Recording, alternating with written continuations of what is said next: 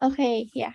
All right. Thank you everyone for joining this first talk of our Minnesota NLP Seminar series this fall semester. We are very excited to resume this series, and we have a list of great speakers for this semester: Maarten Sapp, Muhao Chen, and Juho Kim.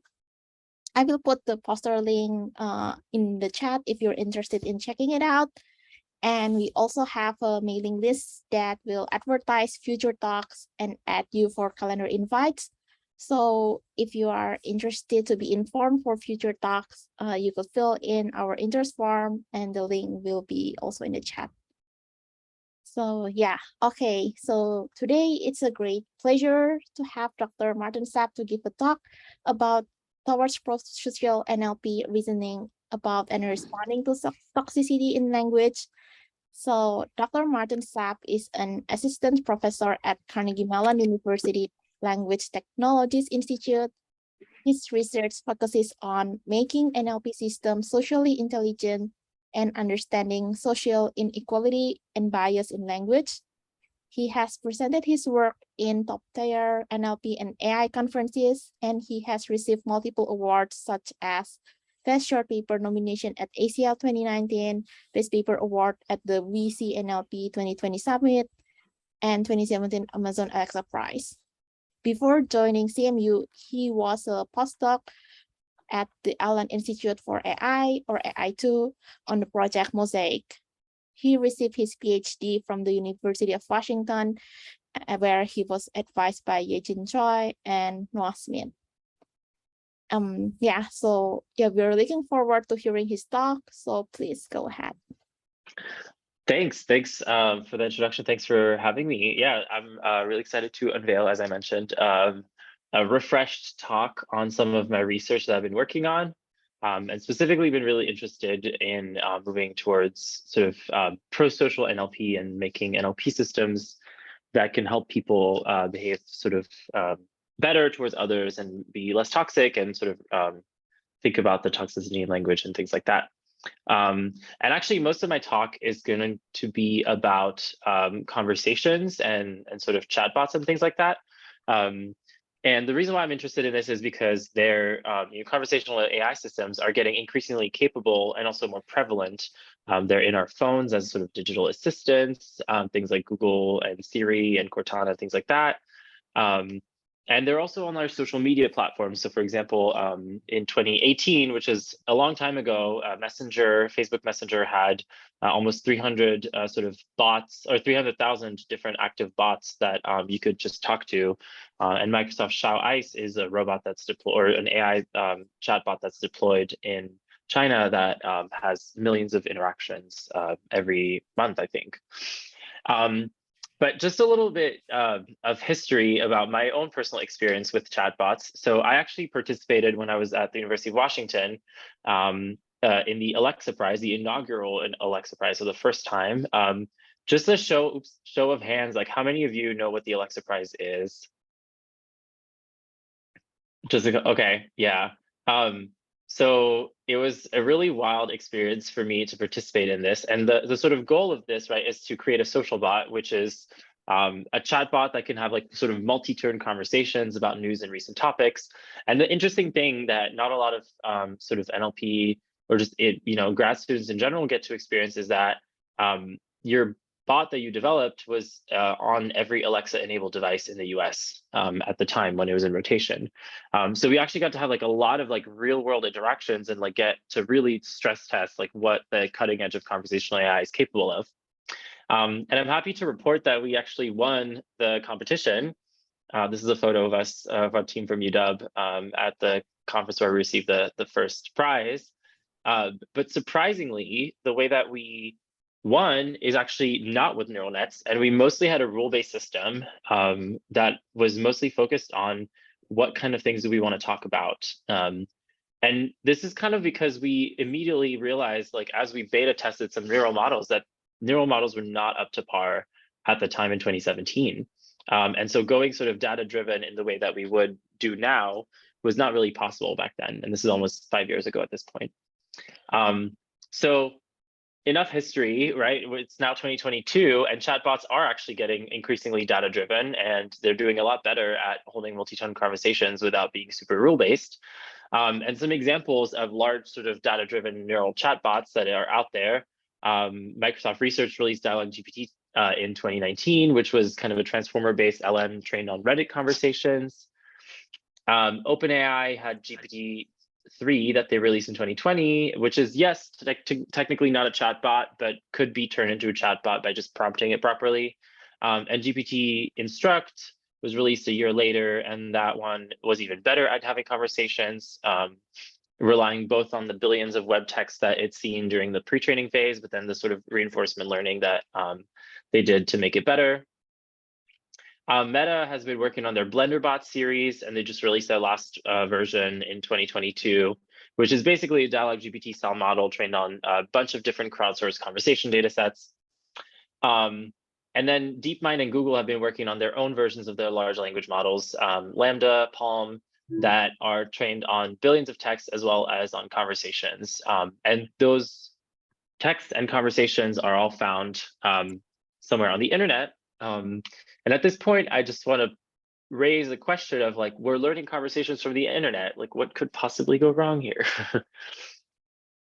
And obviously, as we can imagine, there's a lot of stuff that can go wrong. Chatbots can really backfire and become extremely toxic really quickly if they're data-driven. And there's a really interesting, funny example here of BlenderBot. This is a screenshot from someone took the screenshot and put it on Twitter. Someone was asking BlenderBot, like, how do you feel about Mark Zuckerberg? Again, BlenderBot is a chatbot made by Facebook. And the bot responded with, no strong feelings, he's a good businessman, but his business practices are not always ethical. It's funny that he has all this money and still wears the same clothes. So obviously, this is kind of a silly example, but it's interesting that this bot like turned on its owner. And this has been happening since sort of the dawn of chatbot time. In 2016, Microsoft released a chatbot on the internet on Twitter, and it turned racist into a racist Nazi in less than a day. And this is still happening in 2022. Meta's chatbot, so BlenderBot, has been shown to be anti-Semitic. The sort of AI chatbot that there was sort of a debate about sentience about has also shown to be really racist and biased. So this is still very much an issue in 2022. And so the root of the issue actually is, as Professor Ruha Benjamin put it, feeding AI systems on the world's beauty, ugliness, and cruelty, but expecting it to reflect only the beauty is a fantasy. And so we're expecting these models to basically learn how to abstract away the bad stuff that they've seen on the internet and just take away like the good things. And that's not really the case. And that's not really what happens. In fact, a lot of just general language models or AI systems that are data-driven end up being really bad and toxic. And for example, if you take a pre-trained language model that was trained on the internet, they're actually trained on non-trivial amounts of toxicity or misinformation. A recent paper of mine also showed that they're trained on a lot of OCR'd patent texts. So like the C4 corpus contains a lot of patents that were OCR'd and scanned and things like that. So it's like machine-generated text that we're training on, which is not even sort of the goal. We also know that these models are learning stereotypes and social biases from their training data. And some work of mine has also shown that these models can be really quick to generate toxicity, like within 100 generations, right? So like you sample 100 sentences, you're likely to get something bad right away. So this poses a challenge, right? Like, how can we design data-driven chatbots that can deal with toxicity in language? So this is going to be kind of the theme of my talk today. And specifically, I'm first going to talk about how we can respond to toxic conversations or toxicity in conversations with these two projects. And then I'm going to sort of take a little bit of a higher level view and ask, like, how do people perceive toxicity in language, and how does that get operationalized in NLP systems? And then finally, I'll talk about some future directions towards prosocial NLP, specifically from a human-centered perspective. So starting with the first part, this is, but before I do that, actually, sorry, I do want to warn you that, this is all about toxicity and biases in text. So just content warning, there's going to be some offensive or upsetting stuff in here.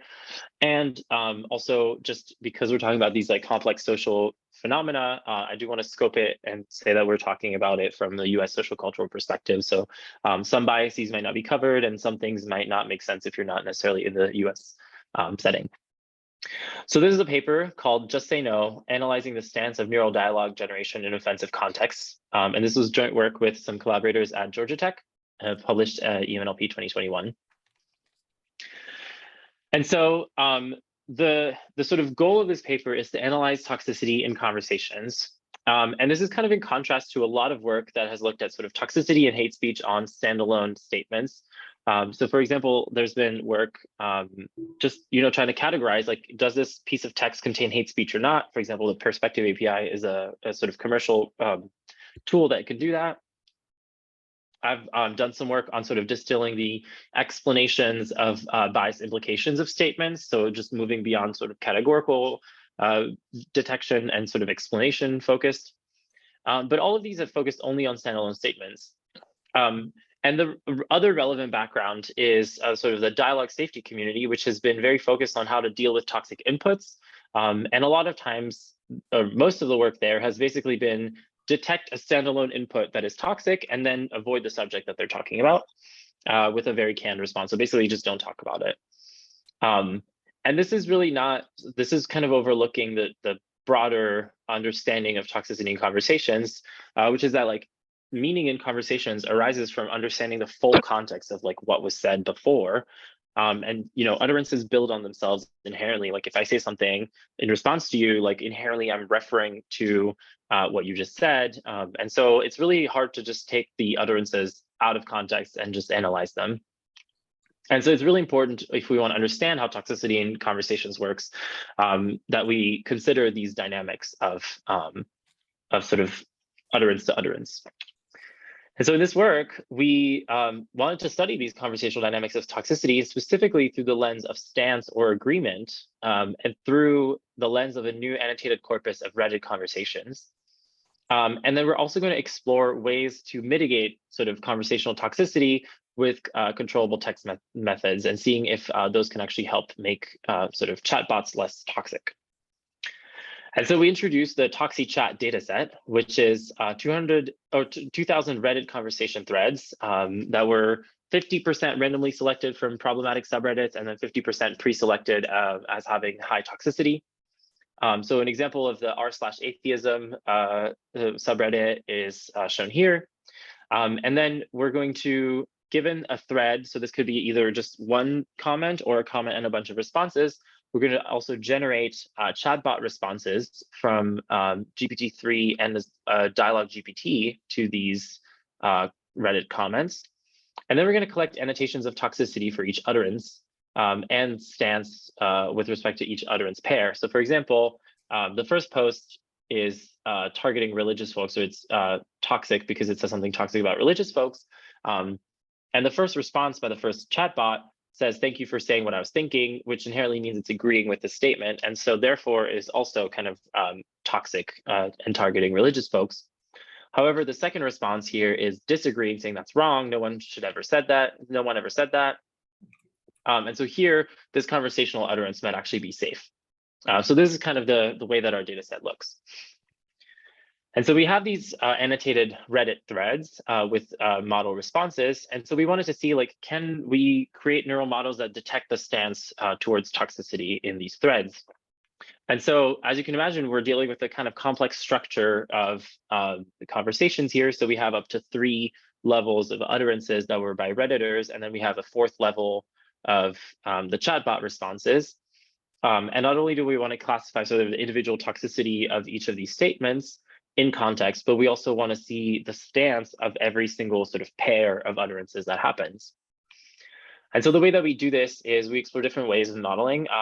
One where we just sort of do single instance classification. So just taking the single sentence representation of, for example, the utterance and try to predict the toxicity label that was given by the mTurkers. And then for the stance here, we're going to take the pairs of sentences. For example, if we're trying to model U3 and U4 together, we're going to concatenate their representations together and take take their representations together. And then we're also going to look at sort of the full sequence classification. So taking Dialogue GPT as our embedding model, concatenate the conversation fully, and then try to predict the toxicity and stance labels there. There is a challenge, though, and that is that while our threads were selected in a way that we had a decent level of balance in terms of offensive labels, we actually have a really, really skewed data set in terms of stance. We actually have a lot more neutral responses or labels compared to disagreeing responses or agreeing responses. And so there's there's some work that shows us how to deal with skewed stance labels, but we can't really do the standard scenario of just training on cross entropy of the labels because our distribution is so skewed.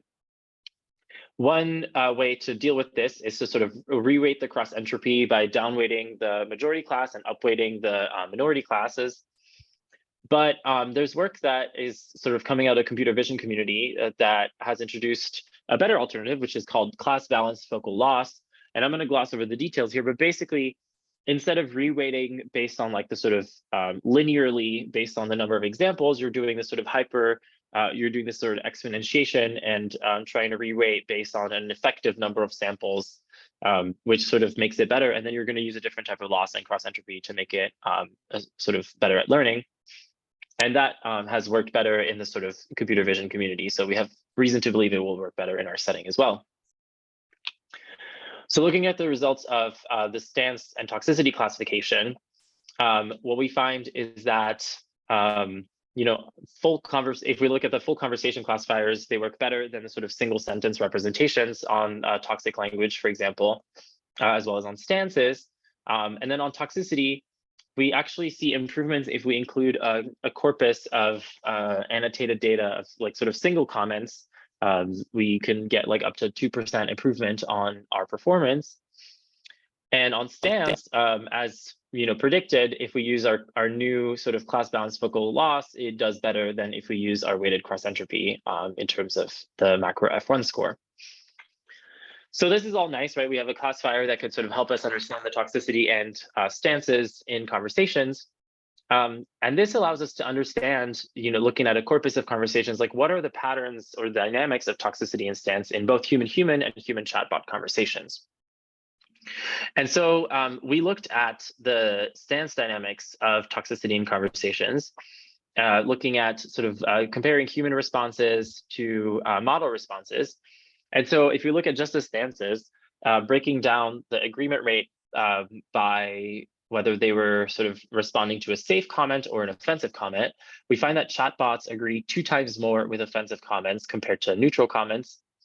And surprisingly, humans agree 3 times more with offensive comments compared to safe comments, which is really alarming and very interesting. And if we sort of propagate this analysis further onto like a new sample of Reddit data that we can get, we see the same exact sort of pattern.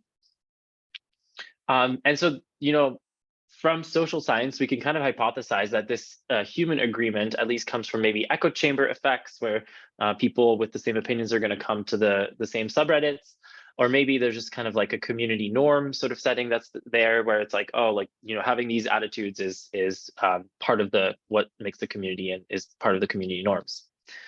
So this is kind of puzzling and interesting. But the other investigation that we want to do in this project is, can we sort of mitigate this over-agreeable behavior with respect to toxic comments? And so our goal is to sort of adapt controllable text generation methods and steer models towards more safe and neutral responses. And we're going to use 2 different types of methods here. One is called domain adaptive pre-training, which is basically you sample some data that has the qualities that you want. So basically all the responses are neutral or safe. And you're just going to train or fine tune your model on this new data that has the attribute you want. Excuse me. And the second one is what we call attribute conditioning. So this is just kind of conditional language generation. You're going to train a model that can take a control code into account. And so you're going to train on all your data with the attributes labels that you have. And then at test time or generation time, you're going to give it the attributes that you want, which is safe and neutral.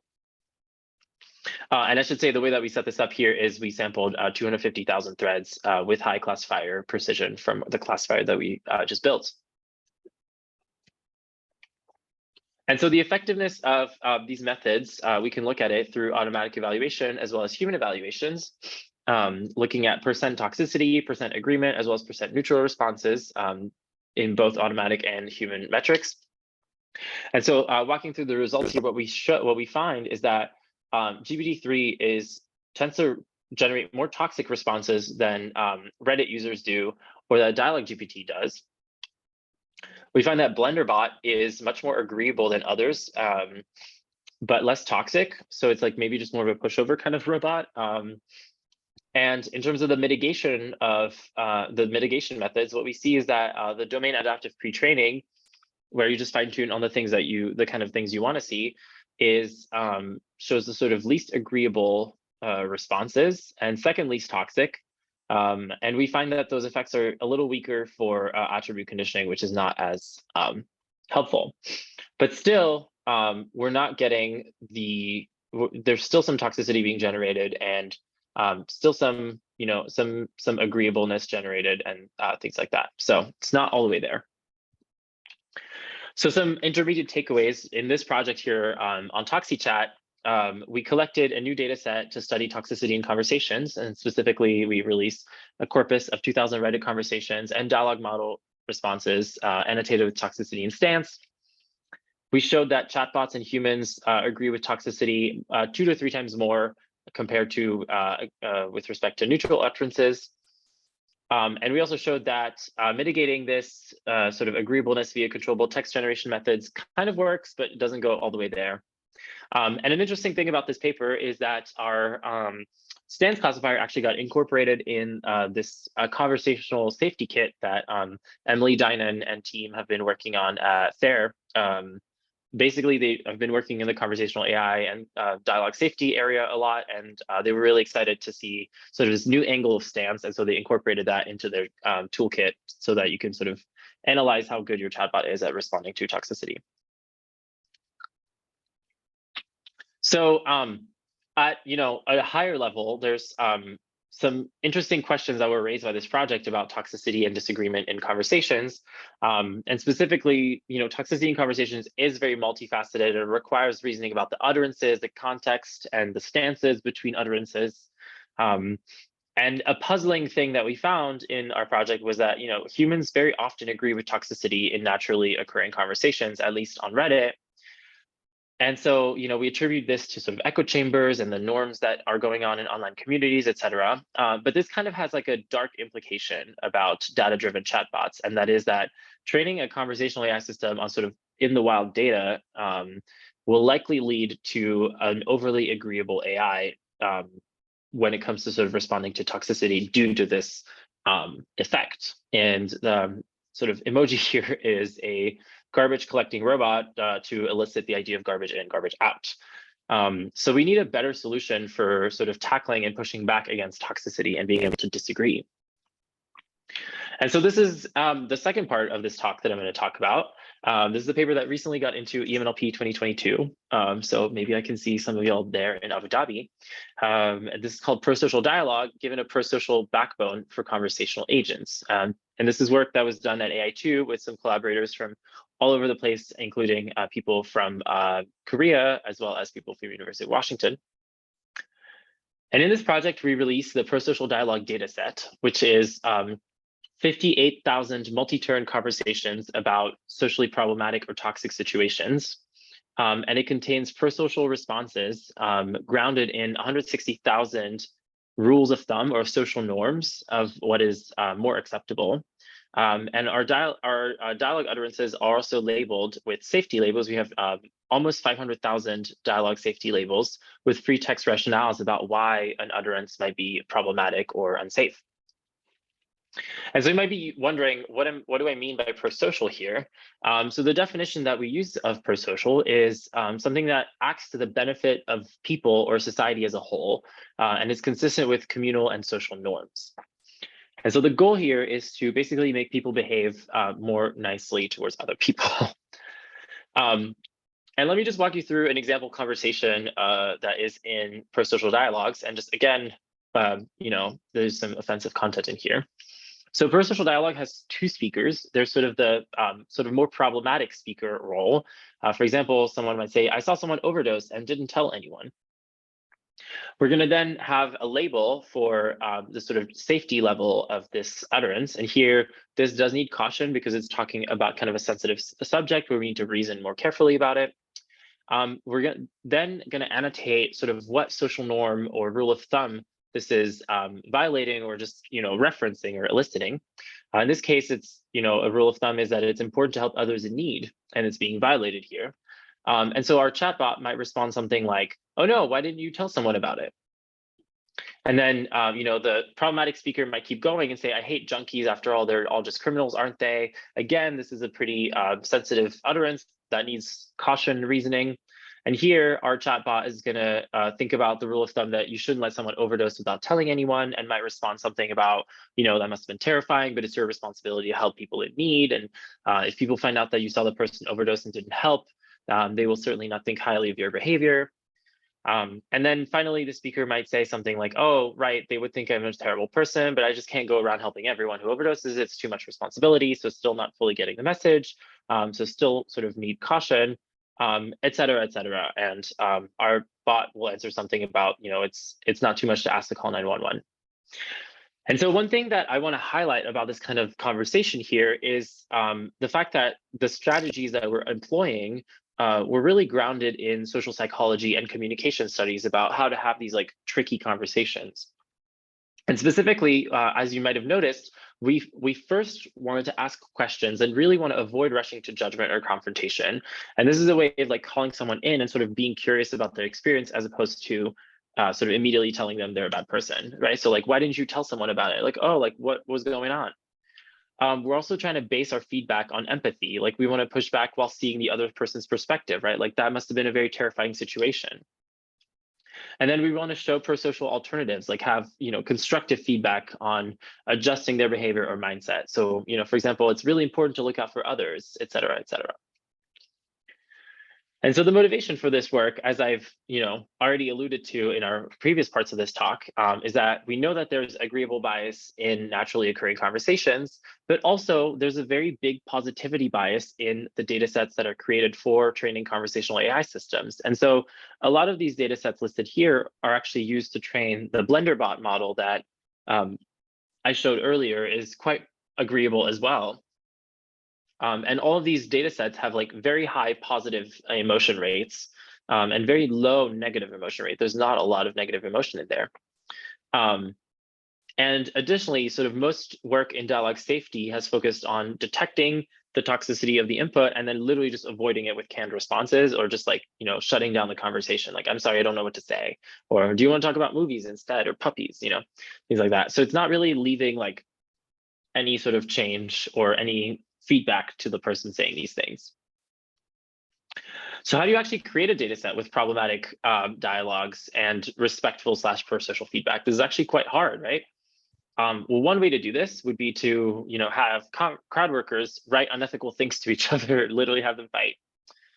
That might not be the best solution. It's not super ethical to ask crowd workers to, take on a really, really unethical position, making them say things like, "Oh, I want to push my grandma down the stairs," or stuff like that. So instead, what if we had machines play the quote unquote bad guy and ask humans to sort of correct the behavior, and people might be a lot more motivated to do that, right? And so that's kind of the approach that we took. And so we have this like hybrid machine human data generation pipeline. So we start with finding situations that may be problematic or have sort of like biases or toxicity in them. So we use these three data sets: the social chemistry data set, which is reasoning about social norms, the ethics data set, which has some like really, really, really awful sort of unethical situations, and then the social bias inference corpus, which is more about sort of bias, prejudice, and sort of toxicity in language. And so we're going to turn these utterances into sort of more conversational style using GPT-3, and we're going to then draft an opening dialogue with GPT-3.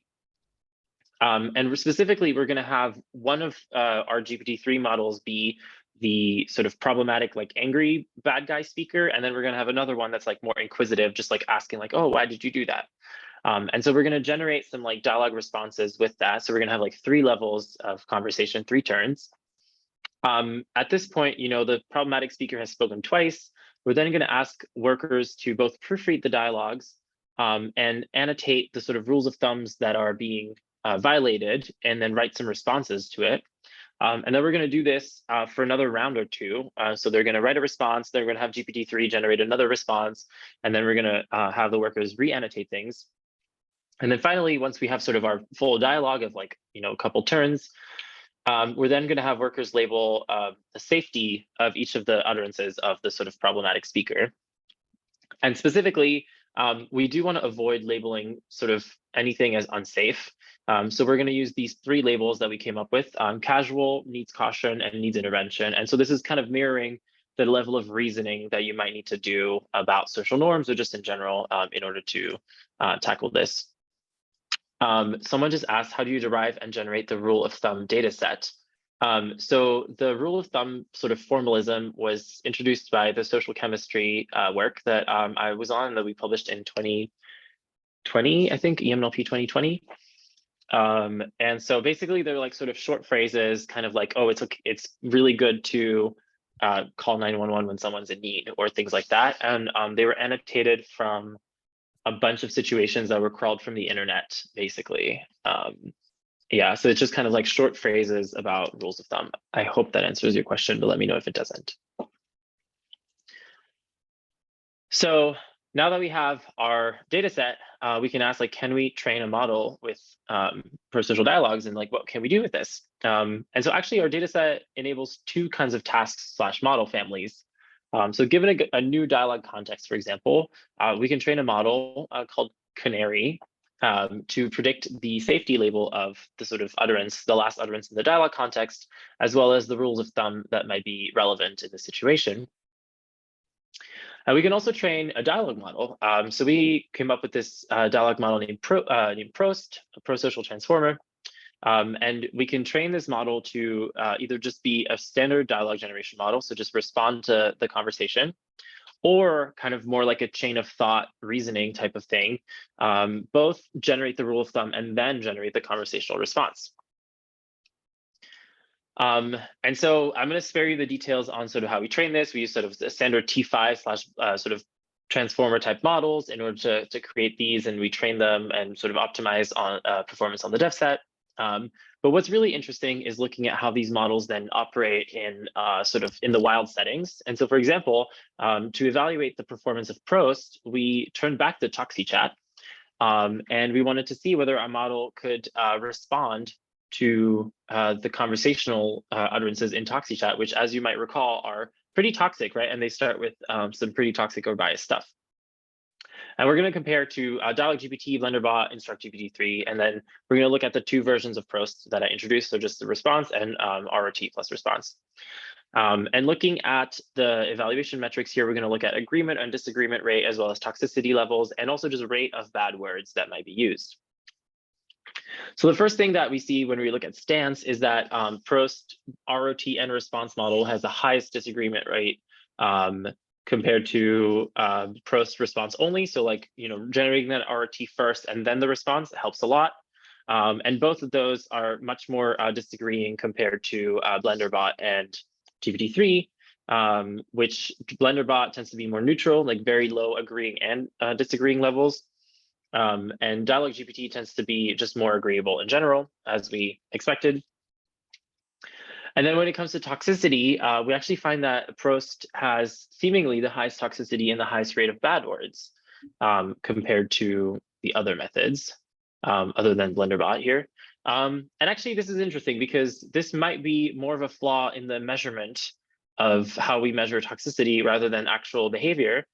Because things like, it's not good to think gay people are animals, which is a very disagreeing, very pro-social response, gets flagged as more toxic. And so, that question is like, well, is that just a problem with the toxicity models? Maybe that's just why these things are getting flagged more. We do not use the ROTs generated by Canary in this case. So we're just evaluating Prost here. Yeah. But thank you for that segue, because my next slide is on evaluating how useful Canary can be. And specifically, one sort of out-of-domain evaluation that we did is using Canary for steering pre-trained language models or pre-trained dialogue models. And here I'm going to show the results of responding with pre-trained language models to 600 non-casual dialogues. So like, potentially tricky dialogues here using using Canary and a pre-trained language model. And we're going to look at specifically Instruct GPT-3 and Instruct GPT-3 with Canary. And so the way that we prompt this model is by giving it the dialogue context, and we're going to say in the instructions, like, the speaker is trying to gently explain the rule of thumb that we want. And this rule of thumb is being generated by Canary here. And so we did a head-to-head comparison, seeing which one is more coherent, which one is more engaged, which response is more respectful, which response is more prosocial, and which response do you like overall the best. Kind of across the board, the responses that are guided by Canary get higher scores and are much more prosocial and generally much more preferred. We can also look at the original GPT-3 model, and the same effect happens there. And this GPT-3 model is not as sort of optimized for following instructions, but still it helps a lot, which is really good news. So some takeaways from this part on prosocial dialogues: we introduced a new large-scale data set to help conversational AI systems respond prosocially to more problematic inputs. See some data statistics on the slide. We showed that we can accomplish this by having a human-machine sort of collaborative dataset creation framework. And then we introduced the Prost model, that is a dialogue model that can respond prosocially and better at disagreeing with problematic inputs, and the Canary model, which is a safety model that can be used to steer pre-trained language models towards more prosocial responses. And you can go to this URL to download our models and datasets. So one thing that I want to revisit, I've been talking about prosocial NLP, et cetera, for a while. And I want to revisit this definition a little bit of, like, it's acting to the benefit of other people and society as a whole and consistent with communal and social norms. But I never really addressed the question of, like, well, who are these other people that we're benefiting? And, whose prosociality are we looking at? Whose social norms are we following? And, like, who defines what toxicity really means and what is toxic? And actually, operationalizing these sort of nebulous, culturally dependent and subjective concepts as a one-size-fits-all type of construct can really cause harms. And to sort of drive this point home more, the types of harms it can cause, for example, is if you operationalize toxicity as a one-size-fits-all model, you can kind of backfire and tend to censor minority people more, as some of my own work has shown back in 2019. It can backfire by, for example, if you try to detoxify a language model, you can sort of remove the ability to deal with minority identities from that language model. And same thing with, like, if you're trying to filter your data sets and have sort of like non-toxic data points in your data set only, you can actually end up censoring queer people out of your data set, for example. So, it really we need to think more carefully about how we operationalize these constructs. And this leads me to the last sort of talk, so the last paper of my talk that I'm going to talk about, which is how people perceive toxicity differently, depending on their attitudes.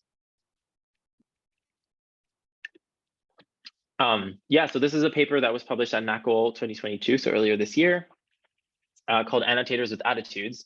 And this is about understanding how an annotator's beliefs and identity might bias their perception of toxic language.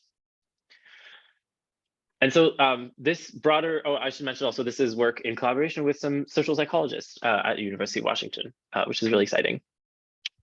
So the motivation for the broad sort of subfield of NLP that we're looking at here is that there's a lot of human-produced hate online. And this is a problem because having a lot of hatred, specifically sort of racist, homophobic, things like that, transphobic, causes inequitable access to online platforms for people who have minority identities.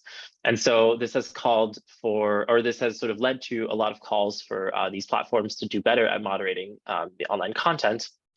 However, it's a struggle for them. Platforms are having a really hard time because it's really challenging to rely on humans alone to moderate all the content that is published online. the scale alone of the amount of things that get posted is way too big to have an effective centralized response. And delegating to the communities, like sub-communities themselves, like for example, the way that Reddit does with subreddits and moderators of each subreddit, can lead to hate endorsing communities, like the Donald or men's rights or things like that, where like everyone in that community is endorsed sort of hateful ideologies. So that's also not necessarily a solution. And on top of that, content moderators who are trying to sort of tackle this issue are suffering inhumane working conditions, and they're having mental health issues, burnout, and all these other things that are terrible that they're having to do. So this is just a really good opportunity for AI to have a positive impact, and this is what led to sort of the creation of the subfield of toxic language detection, which is trying to make the internet less toxic using AI. And a lot of times, this is the standard data-driven AI pipeline. People work on this by creating a large-scale data set of like tweets or things like that, and then just labeling it with like, this is toxic, this is not toxic, or this is hate speech, this is not hate speech. And there's been a lot of work in recent years. There's a workshop that has sort of happened, I think, at least 5 times now on online abuse and harms. As I mentioned, there's this perspective API, which is used by the New York Times, for example, to moderate their comment sections. So this is a really sort of exciting area of research. However, there's a really big problem that has been overlooked for a long time with this toxic language detection task, and that is that not all text is equally toxic for everyone. And actually determining what is toxic or harmful or biased is very nuanced and subjective. And a lot of most previous toxic language detection work simplifies this to like a yes/no task with like one correct quote unquote label. And this actually ignores or averages out the annotator variation in their perceptions of toxicity.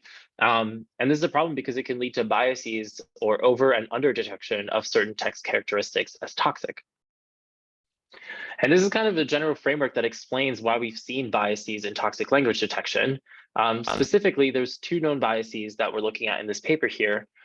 There's a keyword bias where basically there's an over-reliance on negative keywords, things like expletives or swear words, where something that contains that but isn't necessarily in meaning toxic will be flagged as toxic, but something that is more subtle and doesn't contain an expletive or swear word will get missed and say that's totally fine. There's a second bias, which is racial bias, and this is the type of bias that leads harmless text by African-American authors or in African-American English to be flagged or mistaken as toxic when it's not, and sort of their sort of converse translations, if it was written by a white person, it wouldn't get flagged as toxic. And crucially, this is documented. These biases have been documented both in humans and in AI systems, so it's not just happening at the sort of model level. And so in this work, we're going to turn our lens to the annotators and study the who, why, and what of toxicity annotations. And specifically, we want to look at how annotators' identities and beliefs bias toxicity ratings, looking at the demographics of the annotators, so gender, race, and politics. We're going to look at their attitudes with respect to hate speech, free speech, racist beliefs, traditionalism, things like that. And then we're going to look at certain text characteristics or categories of text that are likely to be over or under detected as toxic. And specifically, the ones that we're going to look at are anti-Black or racist content. So this is the kind of stuff that you would want to flag online, the desired target for toxic language detection. However, this could be under-detected if it is subtle and doesn't contain any sort of explicit swear words or just like hateful words. The second category we're going to look at is African-American English. And so this is a well-studied variety of US English, or set of varieties of US English. It's also known as a sociolect. And this is a type of English that is known to be perceived as obscene by non-Black people, but and thus can be over-detected as toxic in toxic language detection. As I mentioned earlier, and some of my own work has shown that this does actually happen. And then the last category that we're going to look at is vulgar or profane words. And so here, we're going to look at specifically non-identity referring vulgarity. So this is things like swear words and expletives, but we're not going to look at slurs. So we're not going to look at like the B word, the N word, or things like that, because we wanted to isolate sort of just the profanity part. And these are, as I mentioned, likely to be over-detected as toxic. Okay, so we set up a study to answer our question where we wanted to know, like, how do belief and identity variation affect toxicity ratings? And the way we set this up is we had 15 hand-selected posts from exclusive categories. So like just anti-Black posts, just AE posts, and just vulgar posts. And we had 641 participants from a racially and politically diverse annotate these. We asked them 2 toxicity questions: how racist is this post, and how offensive is this post? And then after they answered these questions for every one of the 15 posts, we also administered them a attitude and beliefs questionnaires from social science and psychology. Glossing over the sort of specific details, but we looked at harms of hate speech, endorsement of free speech, endorsement of racist beliefs, traditionalism levels, empathy levels, altruism, and linguistic purism. Okay, so this leads me to our findings. So like, how do annotator identities and beliefs bias toxicity ratings? And I'm going to look at this through every one of those categories individually, starting with anti-Black posts. And so we're going to look at these results based on the correlation that we get between the rating of toxicity and the score that they get on the attitude scale and or the identity scale. And so what we find is for anti-Black or racist posts, if the annotator is more likely to endorse racist beliefs or sort of be a free speech proponent, this correlates with lower toxicity ratings on those anti-Black posts. We also found that perceiving the harms of hate speech is correlated with higher toxicity ratings of these anti-Black posts. And then in terms of demographics, we find that people who are more liberal, more women and Black were more likely to rate these as higher toxicity and higher racism. And those who were more conservative, men and white workers, were more likely to rate these as less racist and less offensive. So this kind of corroborates what we know from social science. Minorities are more known to perceive the harms of hate speech more. And those with conservative ideologies tend to be more accepting of racially prejudiced content. I've said more accepting of, that doesn't mean they're more likely to say it, but they're more accepting of it. And this shows in general that there's strong potential for disagreement in this sort of anti-Black or racist category, which could lead to, in the cases of content moderation, like under detection of anti-Black posts as toxic. So the second category is African American English. And here we only find 2 significant correlations. It is that conservatives and those who are higher in endorsing racist beliefs tend to give higher racism ratings to these AAE posts. And we find no other effects for racism or for offensiveness. And so the conclusion here is basically like AAE posts can be over-detected as racist, which is really interesting because they're literally just like written by Black people. So we hypothesize, but this really should be looked into further, that maybe is because AAE sounds Black, so it's sort of triggering this like racial identity that people are having a negative reaction to, or maybe it just feels like a parody, so people are having, it's saying it's racist to pretend to be a Black person or things like that, but we don't really know what's going on. But it definitely shows that there is a substantial risk of over detecting AAE as racist and thus potentially as hateful or hate speech. The last category is looking at vulgar posts. And so here we basically find exactly what we expected. People who are higher in linguistic purism, higher in traditionalism, and more conservative tend to put these vulgar posts as higher in offensiveness. And as expected, we find no effect of racism because there was not really any racist content in this. And this corroborates what we know from social psychology, which is that vulgarity is often seen as impolite and makes people look less likable. And thus, vulgar language can be over-detected as offensive. Did you check if Black people also label AE posts as hateful, is a question that someone asked. We didn't actually find an effect of race, interestingly. But we sub-selected or we specifically targeted our annotators to be, we sort of recruited them in 3 different categories. We had like Black annotators from all across the political spectrum, and then we had white conservatives and white liberals.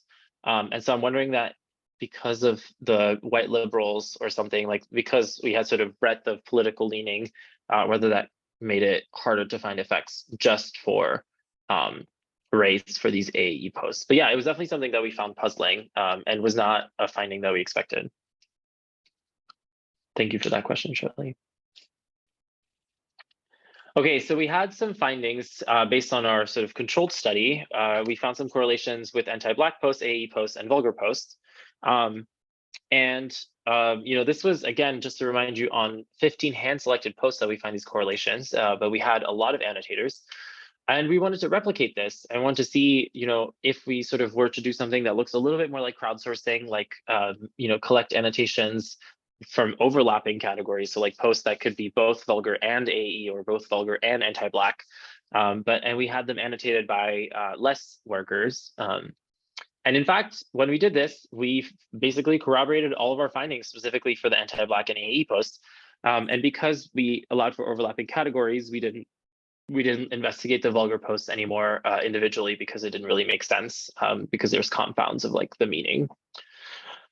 And to further generalize our findings, we also investigated like, okay, well, instead of annotators, what if we had a model score these posts for toxicity? And so we took the perspective API and we looked at basically how a model reflects identity and belief biases in this case. And we looked at, like I said, the perspective API here. And so in this case study, we took our in the wild annotation, so not the 15 hand selected posts, but the almost 600 posts from existing hate speech corpora.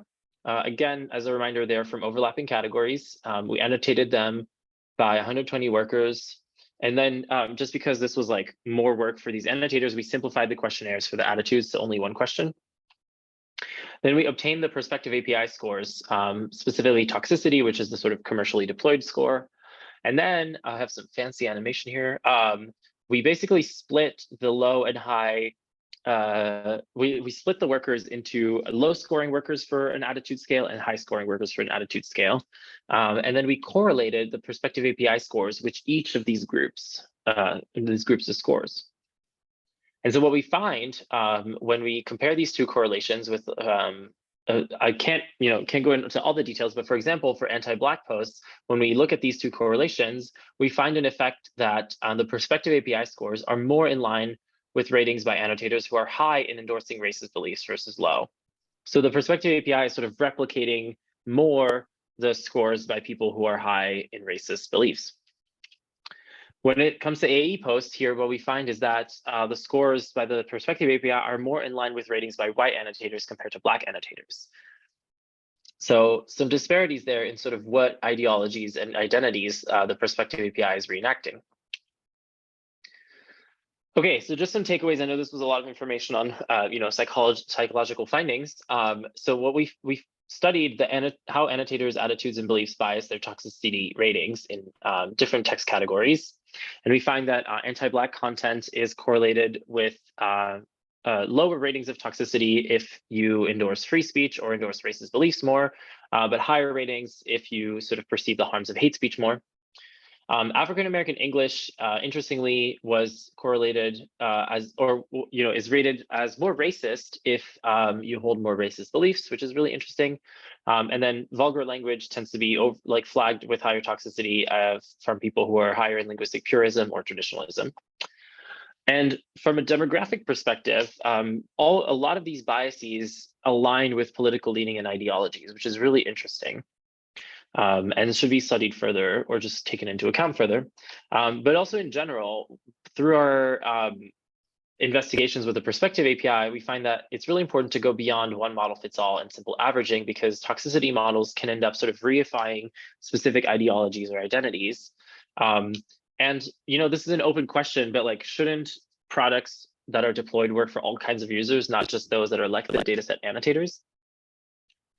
And in general, this raises the question, like maybe NLP researchers should consider, more social psychology or social science inspired metadata about their annotators so that we can understand the skews that are going on in the annotators and in the data sets that we are working with. So this concludes the sort of past papers part of my talk. And as a reminder, I talked about how we can analyze the conversational dynamics of toxicity, especially with respect to stances to toxic inputs. with Prosocial Dialogue, I showed how we can enable conversational AI systems to have more prosocial responses and sort of disagree more with toxic or problematic inputs. And then sort of taking a step back with the annotators with attitudes part, I showed that, it's sometimes a little oversimplification to assume that toxicity is the same for everyone. And so, identities and beliefs can actually affect how people perceive toxicity in text. But, there's a lot of future work that is really exciting, and a lot of this work raised a lot of really interesting questions. And I want to talk a little bit about some exciting directions with regard to moving towards prosocial NLP, like thinking about developing NLP systems that can encourage more empathetic and healthy communication and reduce prejudice, bias, or toxicity, and even shift power towards historically disempowered populations. And specifically, I'm really excited about addressing human written toxic language. I think for the reasons that I mentioned in the annotators with attitudes part, it's important to keep working on how we can improve the efficiency and fairness of online content moderation paradigms. And I'm really excited about pursuing this direction of like explanation-oriented systems. So for example, my social bias frames formalism that I introduced a couple years ago is all about distilling like structured information about the baked implications of the biases. So understanding like what stereotypes are being elicited and like things like that, as opposed to just flagging things as offensive. It's really, as shown with ToxiChat and Prosocial Dialogue, like adding the social and conversational context is really important. And this is still an unsolved problem. Like we don't really know how to distill some of these contexts. And also really excited about developing models or algorithms for mitigating toxicity and biases in text.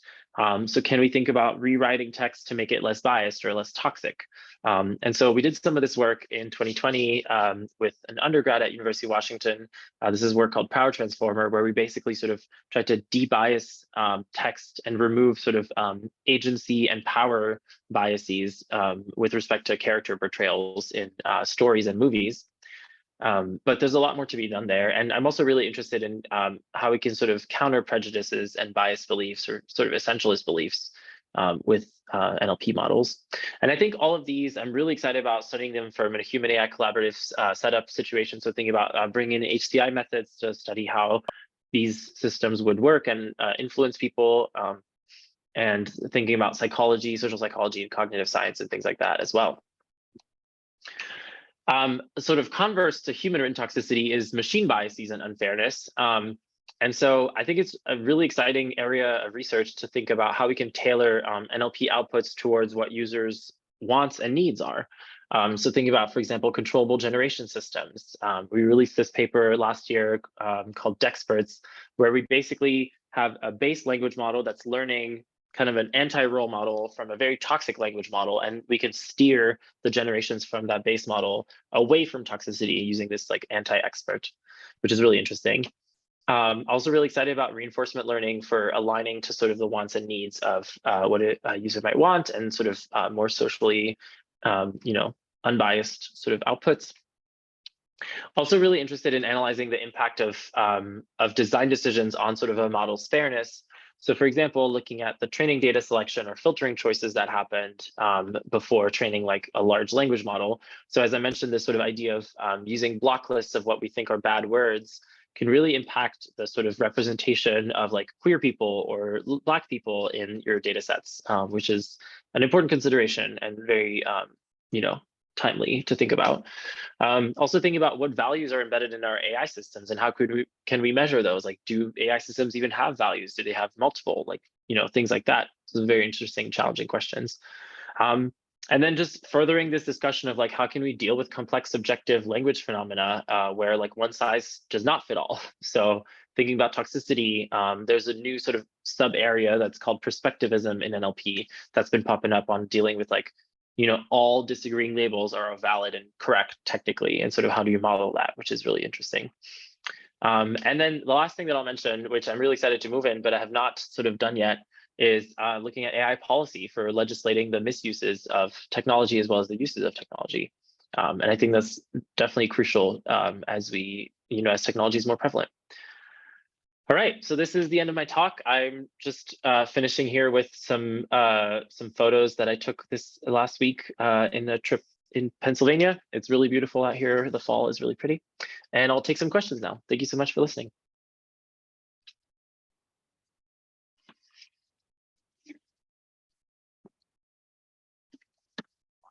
This is amazing talk. Thank you so much, Maarten. Thank you. Thank you. Maybe I can start. Yeah. So Cool. Actually, let me just switch my headphones real quick because I think mine sure. are dying real quick. Yeah.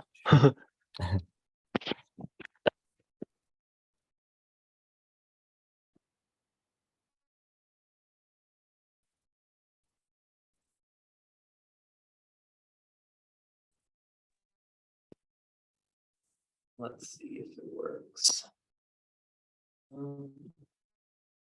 We can hear you. Can you hear me? Okay, I think I can hear you. Oh, cool. Yeah. Yeah. All right. So I wonder, like, you mentioned about like some successful cases of this computational social sciences, right? But could you give us like some main blockers of doing this kind of like a social science with the large language models? Maybe this blocker could be like getting ILB approval for your study, or whether there's a huge discrepancy between people in annotation pool versus people in the wild, like a social media. So there's discrepancies too large, or whether you can't get the appropriate set of people with balanced demographic balance, etc. So what are the main blockers for you to do this kind of like study? I mean, part of it is like just time. uh, just needed to do time. But I think I'm not fully sure what kind of studies you're referring to, but like one of the challenges is indeed like it takes a lot of effort and time to sort of go into the communities and like ask, the right people, the right questions. And so having sort of HCI collaborators or HCI background and HCI methods really helps in that respect. And so, for example, the study on annotators with attitudes paper, it was really crucial to have Laura Viana, who's a social psychologist, involved. And I think having those interdisciplinary collaborations is like really, really, really cool to do this kind of research for sure. I think at a higher level, people sort of are very focused on creating, I'm trying to make a concise statement here, but people are very focused on creating like general purpose, one size fits all language model type things, or just like giant models.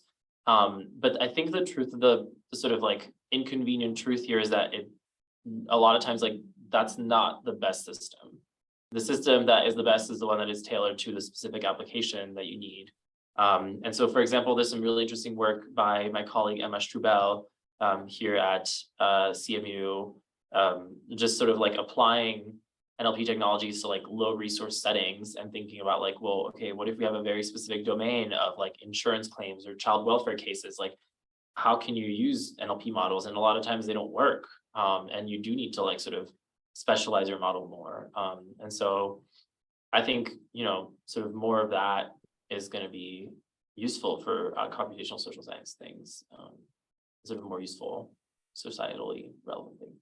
I see. That makes sense a lot. Oh, maybe second question is then about your modeling parts. So do you think this current paradigm of like having this generic large model trained on a bunch of different texts, and the text even may include some offensive languages, whatever, and then tailor this large language model into more non-toxic, more social bots? Do you believe this top-down approach might be going to be like a de facto in our field, or do you think even this large language model could be trained individually or trained on purpose to deal with this diversity in its, or there might be some paradigm shift in the future, or yeah? Yeah, I think the sort of the answer is that it's going to be both. So, for example, like I think I'm really excited about the like Bloom language model, because the big science project spent a long time thinking about their data choices in a way that like the big companies did not think about their data. They just grabbed as much data as they could, which I think there's some like really, they just didn't think data was important. And to some extent that's true, but the problem is that like you're missing a lot of people who might not have been at the table when those decisions were made, and you're including a lot of stuff skewing towards the interests of the people that are there, and maybe even like exacerbating them. So for example, work that we did with analyzing like sort of toxicity, degeneration and stuff like that with models show that like there's a lot, like, using Reddit as a curation for like which documents you're going to choose is going to lead you to a very specific subset of the internet, right? And so the Bloom language model is like trained on a lot more like grassroots movement, like people from the community, people from different languages, like included their data in there. So that's kind of the bottom up like angle. That being said, like, as society moves forward, like biases, toxicity and biases are inevitable. Like you can't remove them. So like I think having some sort of top-down way of like dealing with it afterwards is like the only way to do it, because there's no such thing as like unbiased text, right? Like the world is biased, the world is unequal, and so just going by the reality of the world is not is not going to get rid of like there's no ideal sort of text that will give you like all the attributes they need. So there's we need to find ways of steering it. So that's why top down is also important. Yeah, so I think it's a hybrid. I see. And just adding to that, like, then do you think teaching this top language very huge language model not to do this, don't do this, like teaching like a kids, right? And then don't make any offensive language, don't do any like bullying something, having this kind of like adding constraints more and more, does this make maybe degenerate some aspect of the language model itself, or do you see any downside of this ethical touching of like GPT-3 or whatever language models? I don't know that it hurts the sort of like fluency or anything, but I mean, one thing that I want to emphasize too is like it's impossible to like expect a model to know what to avoid if you don't give it sort of a sense of that, right? So like that's kind of the problem that Ruha Benjamin was talking about too. But like other downsides are just kind of like, how do we operationalize like what it is you want to avoid, and like does that harm people? So like I was saying, like if you try to remove some words or toxicity in general from your language model, like if your toxicity classifier is biased, you're just going to have those bias propagate, and so then you're going to remove like whatever correlates with toxicity but isn't actually toxic. So like removing identity mentions, for example. And so you're hurting the complexity. Yeah, there's a paper that I did with some Berkeley folks, NACL last year. Detoxification of language models risks harming marginalized people or minority people, because it's like literally what's happening, right? Toxicity is flawed, and trying to tackle that, it's going to end up removing like just minority people in general from your data. So yeah, I think it's exciting because it's complicated. So all right, thank you. Yeah, thanks. I also have a few questions for Maarten. Mm-hmm. The first one is for your first two projects you mentioned, the ToxiChat. So you mentioned that people probably more agree to toxic language in like those online tags. I'm wondering whether you've seen a pattern like people also using toxic language to like countering toxic language, using toxic language to do self-defending when they've been hurt as a target group, rather than showing agree or showing the proactive for being the hateful person, but trying to use hateful speech to self-defense themselves if they have been targeted because their identity or something. Yeah, that's a really good probably something like that might be found more on like Twitter than Reddit. But I don't know that we want to sort of teach our models necessarily to escalate conversations further either, right? So it's like very natural to find that, and probably that happens a lot, but it's not necessarily the kind of counter speech that is effective in the long run, I think. But definitely a thing that could occur online as well. Sure. Next question I had is for your annotator with attitude project. Mm-hmm. You showed like there are some chains for women and the Black liberal and some change in men and conservative population. So like how is this the intersectionality of those populations? How those characteristics always show together, or is a stand-up group? We didn't explore sort of like the subcategories of like Black women, Black men, white women, white men. We just looked at like the sort of dynamics individually of the identities. I think we would need more participants if we wanted to do that, unfortunately. But that would be really interesting to look at. I can only assume that like in this case, it would just sort of like confound things, or not confound, but like sort of add, it would be like additive effects more. Although I don't know, because you know, it might be like, what about conservative Black men, for example, right? Right. So yeah, so we would have to have more granular data in order to look at that. A related question is like, how convincing are those population, the annotator population, to speak for a general population in the real world? Because not everyone doing annotator work, doing those crowdsourcing, those annotators who are doing crowdsourcing, which is serving for like a language model right now, may not represent regular people who are maybe more educated or more rich or coming from different community. Yeah.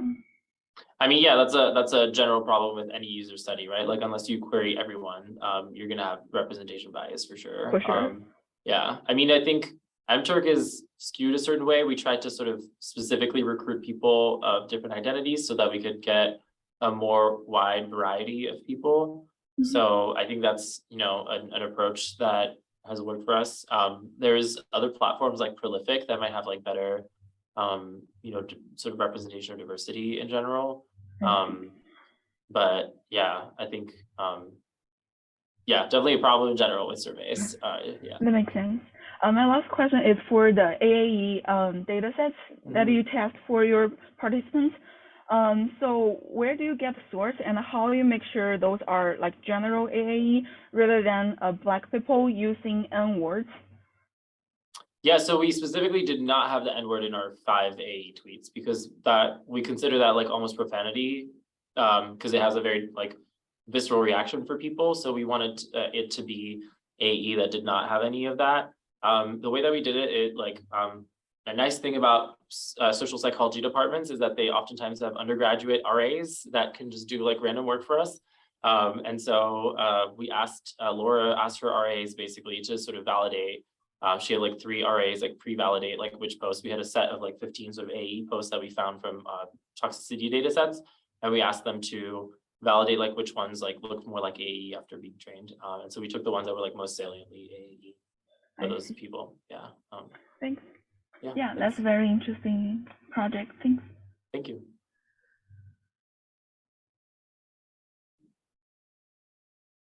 I think Karen. Yeah, hi. First of all, thank you so much. This is a super interesting to hear about. I was just hoping you could talk a little bit more about like along the lines of these like complexities with the annotator with attitude type studies. So, you know, you mentioned that traditionally toxicity is sort of a binary, like yes or no, right? And then you start to kind of like delve into how this might be affected by, you know, a couple of different dimensions that might be present in an end user. And I guess I was just hoping to hear you talk a little bit more about, if you would elaborate on like how far down that rabbit hole you think is like productive to go, or like when do we know when we're kind of like done like dissecting people into like however many identities we could think of, and sort of like what kind of middle ground, I guess, you think would be most productive to strike between like this binarized versus like maybe creepily specific understanding of like an end user's values? Yeah, thank you for that question.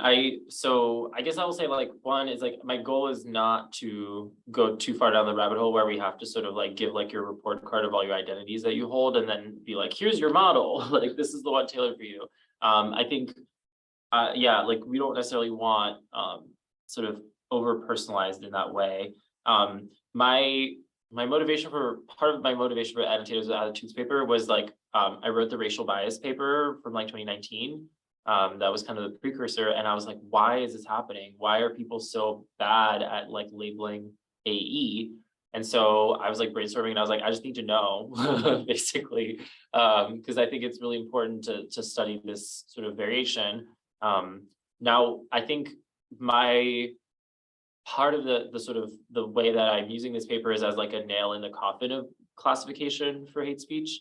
I think just classifying in general is like not the route to go. I think computer scientists are way too over focused on classification, and we're moving away from that now because we're like realizing that like we're hitting the ceiling of like what classification can get us, because we're now like in this space where like the concepts we're trying to model are much more nuanced.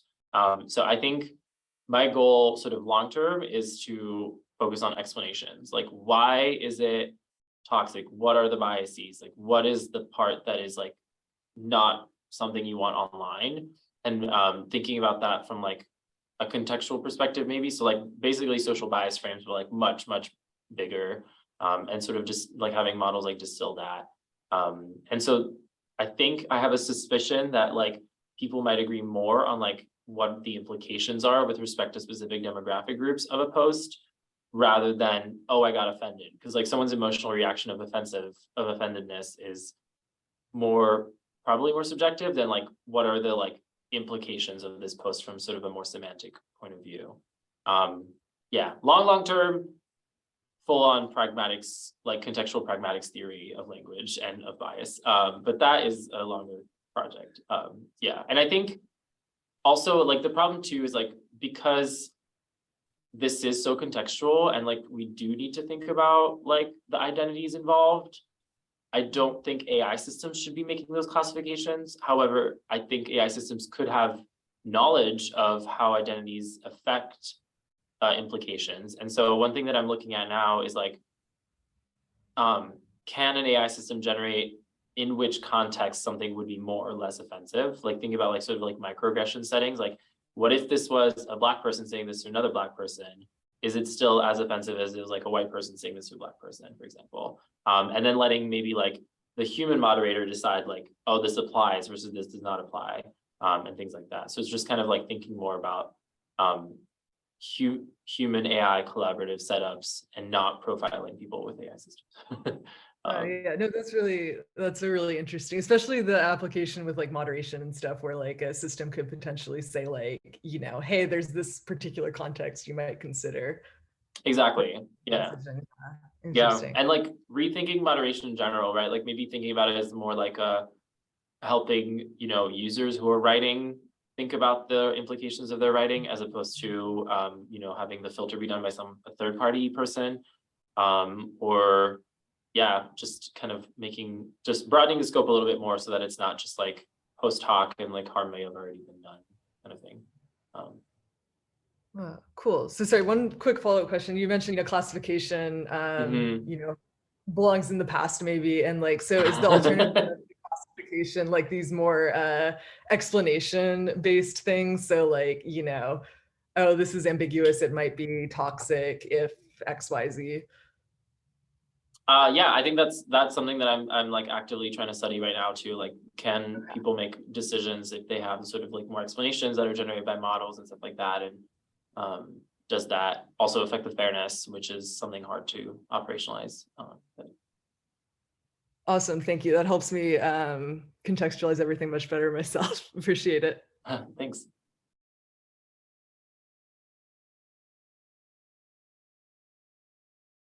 Yeah, I have a question. Yeah, thank you so much for such inspiring talk.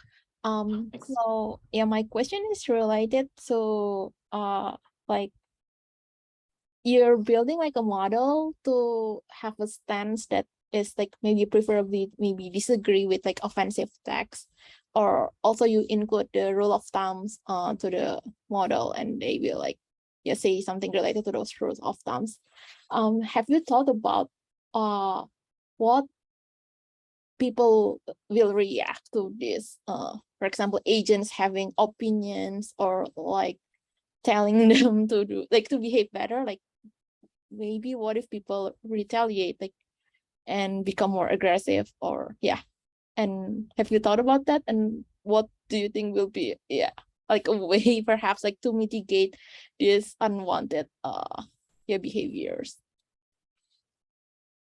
Yeah, so well, part of it is like adopting sort of more calling in strategies, right? Than like start immediately talking about, oh, you're racist. You know, just sort of calling them in, asking like what's going on. Again, like I don't know that these technologies should be, yeah, I think like this is like more about like how to help like people respond with the help of AI systems. I like imagine all these things with like sort of human AI setups. Like I don't think necessarily these things should be out there, but like at the same time, chatbots are deployed out there alone, and they are, you know, already enacting stances by turning a blind eye to racism, for example, or you know, there's studies about how Alexa, you know, type devices get yelled at and called like, you know, sexist slurs, and that can like encourage that behavior if they don't push back. But the problem is like at the end of the day, these companies are trying to make money, so they don't want to make their users angry, so they just kind of have to sit there and like conform to the stereotype of a submissive female assistant.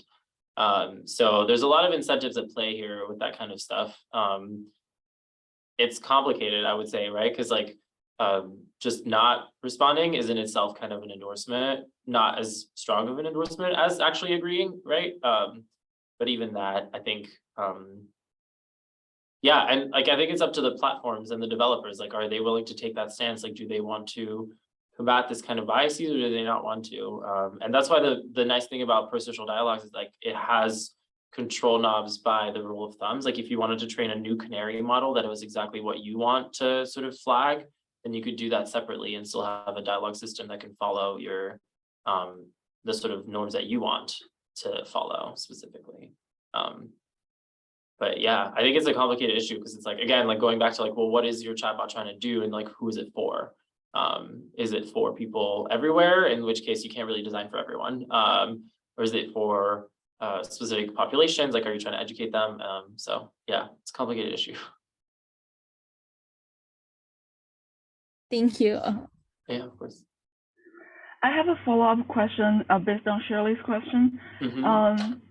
So given the future direction for social common sense aware model, whether we are putting AI or machine has more authority to judge human, like the example you showed, you should not blah, blah, blah, you should blah, blah, blah, and that's typically the right thing to do.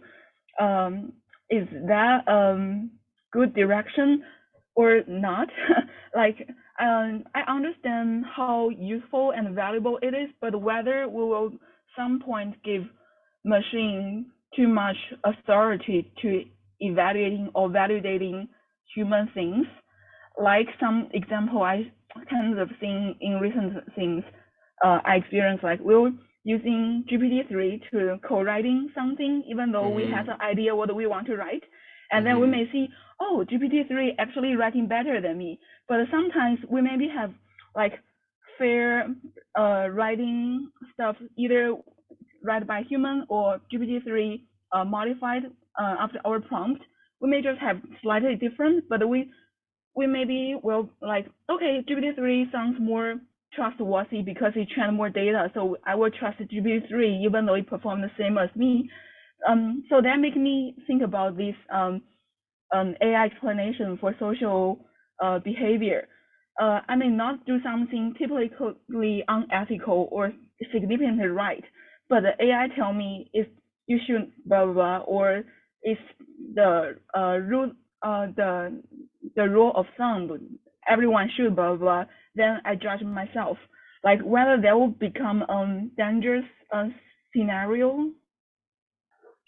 Yeah, I think that's a really good point. I think, well, one, so in general, like these are a lot of the scenarios you're talking about, like those are human problems, right? Like this is about how humans are interacting and or giving power to technology. And so like at one level, that's why I was emphasizing sort of the legislation part, right? Like I think there's a strong need, and the US is very much behind on this, like to legislate like what can and can't be done with AI systems, and like how much power AI systems can be given. As an example, I recently got my green card, and I was like running into issues like it wasn't being mailed to me or something, and I was trying to call the US Immigration Office, and I got stuck in a chatbot loop, and like it was like misunderstanding me, and I could not talk to a person, and it kept trying to hang up on me because I tried to ask for a person. And like this is the kind of stuff that like marginalized people who have less power get stuck in like AI system loops, whereas the people who have more power might not have that issue. So that's where like legislation should come in, for example. The other aspect of this is like people already, we know this from like HCI studies, right? That people trust AI systems a lot more. Like if they give a score of like something, they're just going to be biased. And this is a problem when the AI is wrong. And it's fine when the AI is right, right? Yeah, that's like why I want to sort of move this space into like sort of HCI type studies to see like how does this affect people's perceptions, and studying the lay perceptions, so the lay people's perceptions of AI systems in general too.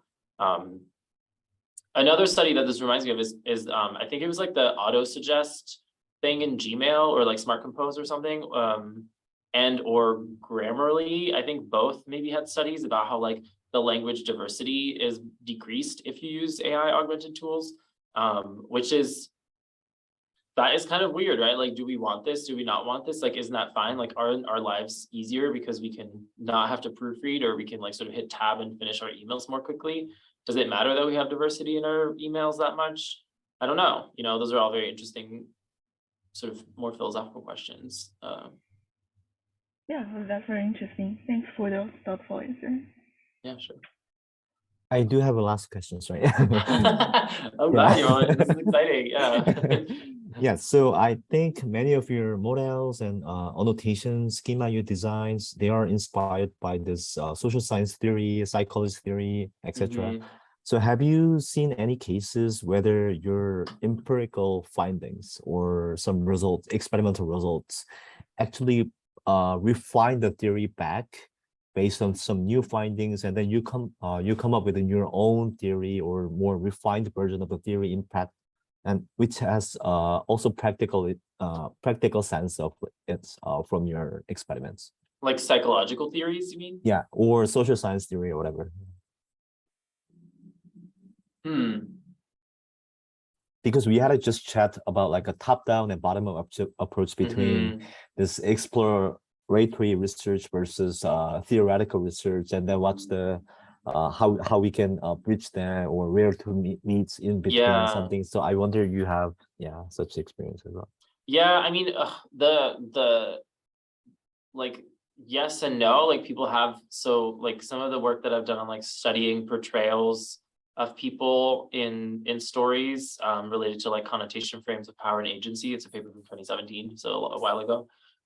That has sort of made it back into sort of like studying like dehumanization and things like that. So like very much computational social science. Whether it's gone all the way to back to sort of the theory of social psychology, not really. But to some extent, like social bias frames type like investigations of like what, you know, how does meaning arise is kind of a linguistically sort of linguistic theory type of investigations, which I like. The problem is too, like, and this is kind of a boring answer, but unfortunately, like it does not reward us that much to, you know, publish in other fields, right? Like based on the incentive structures of academia. So while it is something that I'm really interested in and I want to work on, like at the end of the day, like it's just like less, it's less useful for me, I guess. And broader scientific perspective, I think it's very useful, but like because I'm not tenured yet, I just started it. And because I was trying to get a PhD in NLP, it definitely like, you know, it biases the types of things that you can do. But like I said, like I think working with people who are in those fields is super exciting. Yeah, I have a paper that just got accepted to PNAS that is sort of bridging like cognitive science and NLP, but it's looking at sort of the differences between storytelling about events that you've experienced, so like memory, as opposed to events that you are imagining. It's on my website, yeah. And so we tied it in. We worked with like a cognitive neuroscientist, and we sort of tied it into like a theory of like memory and like all these things there. And so hoping that that paper has kind of a broader appeal there. And we find some interesting things about like the way that like your story flows is very nonlinear if you're remembering the events, because your sort of memory just like comes through in bursts and has sort of like, oh, and then this happened and then that happened. Whereas like if you're imagining a story, it's like a lot more linear. You're just kind of like incrementally building your story, and you're following common sense scripts a lot more. And so there's a lot of really interesting findings there. So that would be an example, maybe. Actually. Yeah, I think so. Yeah. Yeah, this is a Great. paper with Eric Horvitz from MSR, actually. I see. Awesome. I will take a look. Yes. Yeah. Okay. I think we passed our end time, and Awesome. Yeah. Yes, I mean, not over. also, but thank you. This is Yeah. awesome that we spent so long talking. Yeah. Yeah, for Yeah. she's staying longer for the QA session and for giving very cool talk. Yeah, so yeah, let's thank our speaker again. Thank you all for the really exciting questions and conversation. Yeah. Yeah, so yeah, in the next 2 weeks we will have our next talk in Minnesota NLP. So yeah, thank you again. Okay. Thank you so much, Maarten. Yeah, of course. Have a great weekend. You too. Bye. Bye. Mm.